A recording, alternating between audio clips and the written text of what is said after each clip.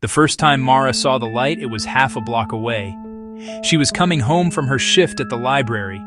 It was a cold November night, the kind that feels like it's been waiting for you. Rain ran down her hair like thin, cold glass. The light sat in the middle of the empty street.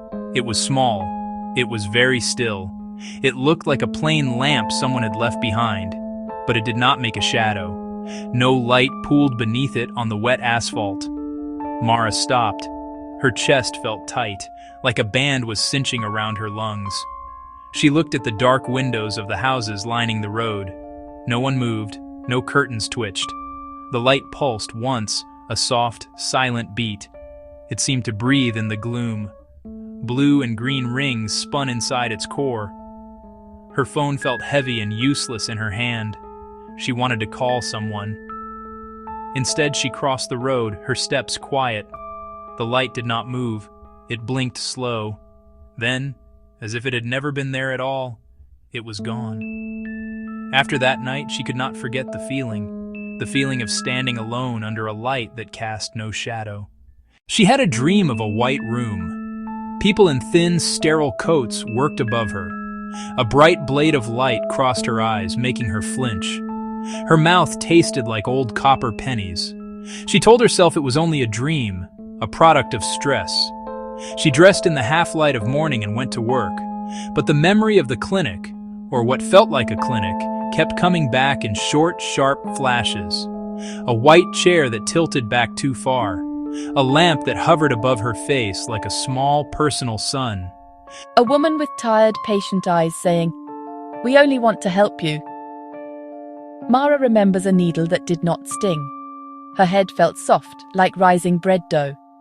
She hears a calm voice say, "This will help you sleep now." She wakes up on the floor of her own bedroom, a dark stain on her pillow. She calls the clinic from her insurance card. It's a real place, a wellness center. They say she came in for a routine checkup. They say her tests are normal. She tells them she remembers nothing. They ask only a few simple questions. They seem unconcerned. She goes home, feeling a fool. That night, the light returns. It's not in the street this time. At her window, a thin, pale glow moves across the lawn. It stops at the base of an old oak tree and then simply disappears. The next morning, a round mark is on her arm. It is pale and smooth like a new bloom. It does not hurt. Mara begins to have more flashes, more pieces of the dream. The chair in the small, windowless room, a soft voice that is not the woman's, whispering, "Breathe."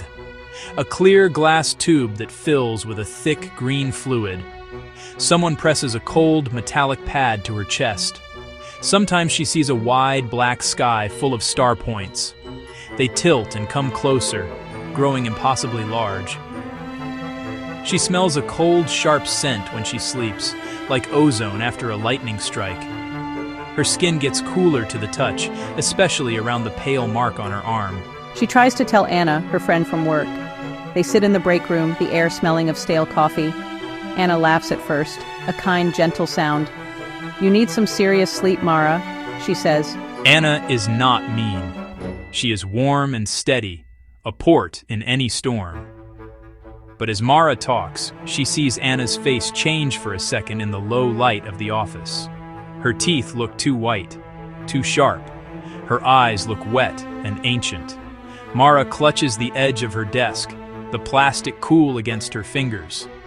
The air tastes like iron again. She shakes her head and walks out, leaving Anna in silence. At home, she turns off all the lights. Her small apartment feels thin, the walls like paper. The marks on her arm, because now there are 3, move like small, captured moons under her skin. At night, she hears a soft tapping beneath the floorboards. She tells herself it is the building's old pipes settling. She tells herself many things to stay calm. The tapping grows into a steady rhythm. It matches the beat of her own pulse. It feels like something is listening to her, learning her from the inside out. The clinic calls, a cheerful voice on the line. They say the first tests were inconclusive, a small error in the lab. They ask Mara to come in again, just to be safe. She goes because she wants an answer. any answer. She wants this feeling to stop. The room smells of antiseptic, something sweet, cold. The woman with the tired eyes is there again. She smiles a smile that's like a light dimming. "We only want to help," the woman says. The voice is the same as the one in her dream. It curls around her like smoke. They place her in the same white chair. The lamp hangs above her like a patient moon. A thin tube, attached to a machine, moves slowly toward her. She wants to stand up. She wants to run. Her legs are heavy, filled with sand. A thin film of fear sits over her thoughts, making them slow and sticky. The woman leans close, her breath smelling of mint, metal. "This will help you remember clearly," she says, her voice a low hum. A cool pad touches Mara's arm. The pale mark on her skin warms up, a sudden heat, like a living thing waking. There is a quick, bright pain. A sound like a single, clear bell ringing inside her head. Mara sees something inside the light of the lamp. It is a tiny, intricate web. The web has moving points of light, like stars caught in a net. It slides under her skin like a thin silver road. Mara cannot scream. Her voice is small and far away, trapped in her throat. The room folds into a strange, geometric pattern. The woman looks pleased, her tired eyes now bright. "Now we hold the seed," she says, her voice full of quiet triumph. Mara leaves the clinic. The world tilts. The sky is too bright. People pass her on the street like schools of fish in a murky tank. Sometimes she sees shapes move in the corner of her eye. A tall, slender figure bends near her bed at night. It smells like rain, metal. When she reaches to touch her arm, the seed flicks under her skin, a small, definite movement. It is alive. She learns to hide the marks with long sleeves. She learns to lie about the nights she cannot remember. She watches the sky more now. The stars seem to lean in, listening. Her dreams are full of shining mouths and gentle silver tools. The seed teaches her things.